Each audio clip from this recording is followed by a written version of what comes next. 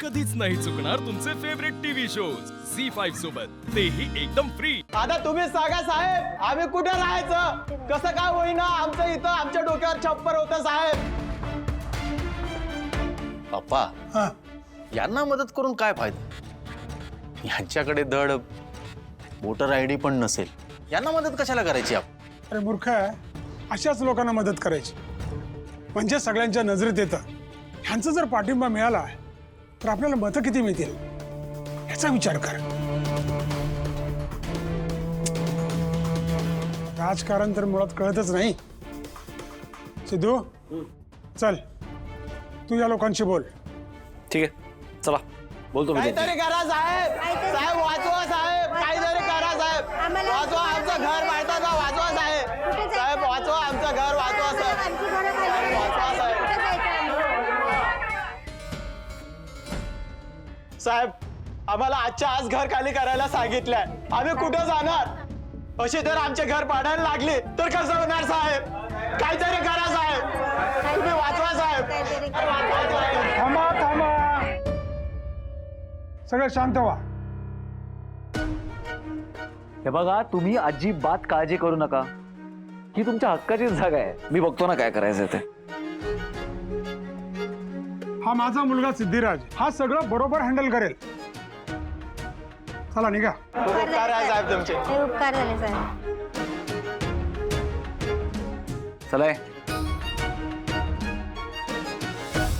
ए, कुठं निघालास? त्यांच्या बरोबर झेपणार आहे का तुला? चल आज जा।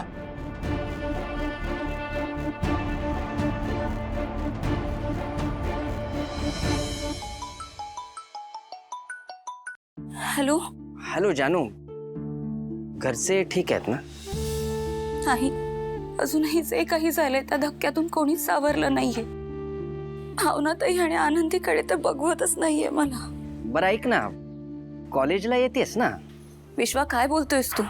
माझ्या घरी असं वातावरण असताना मी कॉलेजला कशी येऊ? आणि प्लीज, मी ना तुला रिक्वेस्ट करते, तू माझ्या मागे लागू नकोसा कॉलेजला येण्यासाठी। जानू, असं कसं बोलतेस तू? लवकरच कॉम्पिटिशन आहे, एवढी प्रॅक्टिस केलीस तू? आणि हे बघ जानू, नेहमीप्रमाणे उद्याही तुला जिंकायचंय। हा, विश्वा, तुला कळत नाहीये का मी काय म्हणते ते? मी नाही म्हटलं तर मी नाही येणार आहे कॉलेजला, कळत नाहीये का तुला? आणि जर तुला एवढंच वाटत असेल ना, तर तू कॉम्पिटिशन मध्ये पार्टिसिपेट कर आणि सगळी अवॉर्ड्स घेऊन घरी जा। बाय। अगं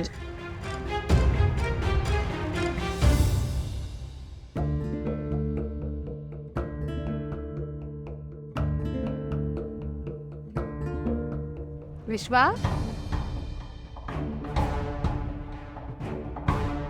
विश्वा,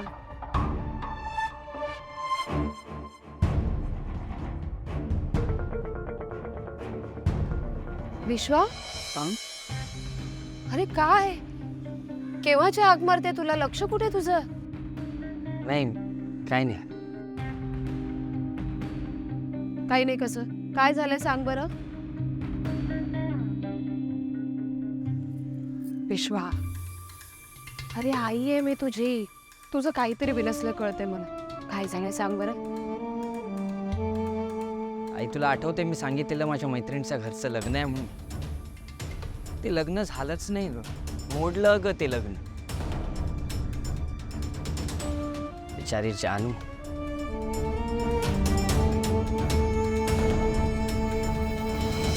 जानू? जानवी, अगं तिच्याच तर बहिणीचं लग्न होतं ना। लग्न मोडल्यामुळे खूप हर्ट झाली आहे ग ती। घरचे पण खूप शॉक्ड आहेत।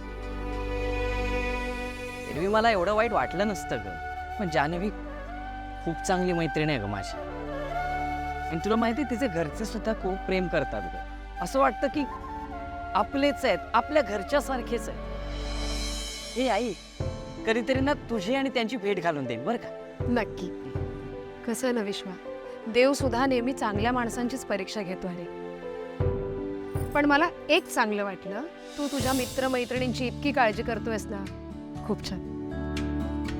कसे रे, स्वतःपुरता विचार सगळेच करतात, पण दुसऱ्याचा विचार करता यायला हवा, जो तू करतोस। बरं ऐक ना, कॉलेजमध्ये कॉम्पिटिशन होतं, जानवी गाणार होती पण आता नाही म्हणते। ऑफ आहे ना तिचा. तर मला काय विचारायचं आहे, अशा सिच्युएशनमध्ये मी तिच्या सोबत असायला हवं ना, तिला कंपनी द्यायला हवी होती. खुशाल जा, पण उद्या आजच आलायस की नाही हं? आणि असा चेहरा पाडू नकोस. हस बघू, हसलास की छान दिसतोस. गोड बाळते. बरं आता आज चल ना. अनो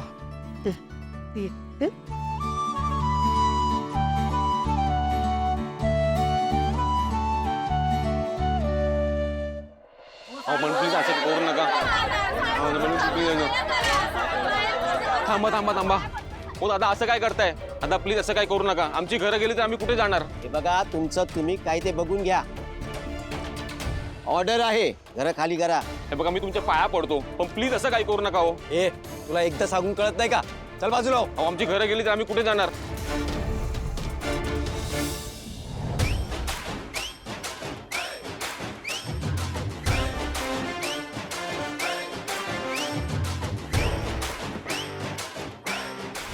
थांबा, शांत व्हा सगळे. कोण आहात तुम्ही? हे विचारणारा तू कोण? चल निघ. नाही, मी बाजूला होतोच, पण त्याआधी तुम्ही बाजूला व्हायचं. तुमची हिंमत कशी झाली इथे येऊन यांची घरं पाडण्याची? ही घरं अतिक्रमणात आहेत आणि ही घरं पाडायची आमच्याकडे रितसर परवानगी आहे. घरं पाडण्याची परवानगी असेल तुमच्याकडे, पण या लोकांना त्रास देण्याची पण परवानगी आहे का? आणि यांना बेघर करणारी तुम्हाला आणखीन एका माणसाची परवानगी लागेल, माझ्या पप्पांची, संपतराव गाडे पाटलांची. त्यांच्या परवानगीशिवाय साधं पान पण नाही हलवू शकणार तुम्ही. आणि तरी तुम्ही काही करण्याचा प्रयत्न केलात ना तर काय करशील? तू काहीच करू शकत नाही. आम्ही इथे ऑफिशियली आलोय. ऑफिशियली, कळलं? कागदाचा मास करताय? असे 56 कागद आणू शकतो मी लाच देऊन.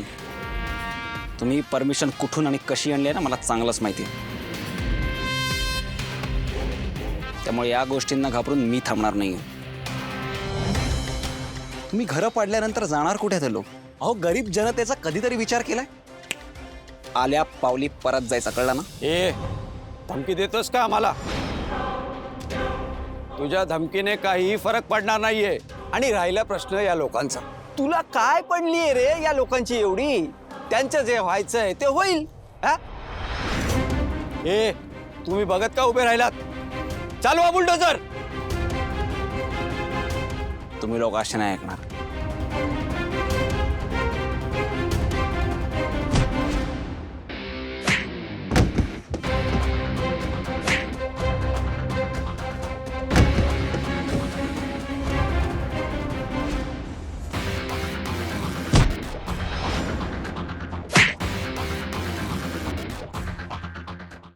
झी5 ॲप डाउनलोड करा आणि पहा सर्व एपिसोड्स एकदम फ्री.